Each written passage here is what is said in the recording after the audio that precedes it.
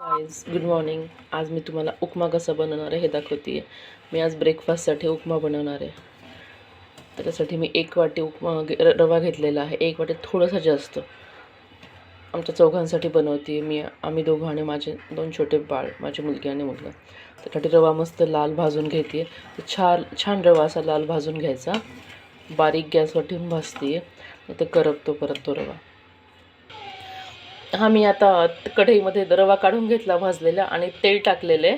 आता त्याच्यामध्ये तेल गरम झालं, याच्यामध्ये मी मोहरी आणि जिरे टाकणार. मी आता जिरे टाकले. जिरे मस्त तडतडतात. आता मी याच्यामध्ये मोहरी टाकते.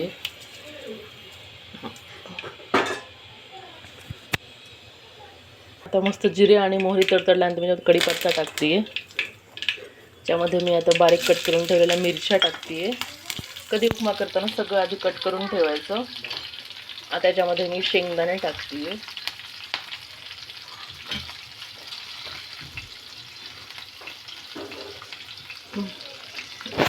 आता याला मस्त थोडंसं हलवून घ्यायचं, एक 10-20 सेकंद.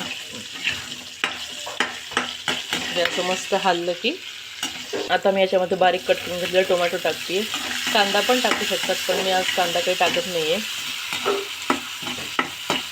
आता टोमॅटो मस्त शिजवेपर्यंत मऊ करून घ्यायचे त्याच्यात. आणि टोमॅटो शिजण्यासाठी त्याच्यामध्ये थोडंसं मीठ टाकून घेते मी याच्यामध्ये, लवकर शिजतात. आणि असं हलवून याच्यावरती थोडा गॅस मोठा करून याच्यावरती मी याला कव्हर करते 1 मिनिटसाठी, म्हणजे ते सॉफ्ट होतील टोमॅटो.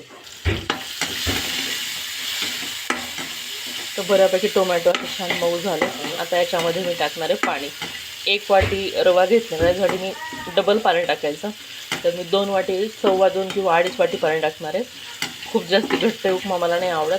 थोडासा असं लिक्विड फॉर्ममध्ये होतो, तो छान लागतो. आता मी 2.25 वाटी पाणी टाकणार आहे. 1 वाटी,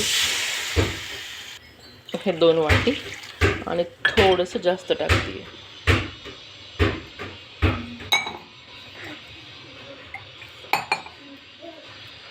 थोडंसं जास्त टाकते.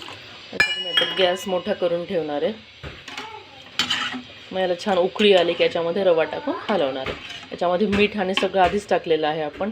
कांदा तुम्ही टाकू शकता, पण मी आज टाकलेला नाही आहे. मला तेवढा वेळ नाही पुढला कांदा कट करून घेण्यासाठी. आता मस्त याला उकळी येऊ द्यायची.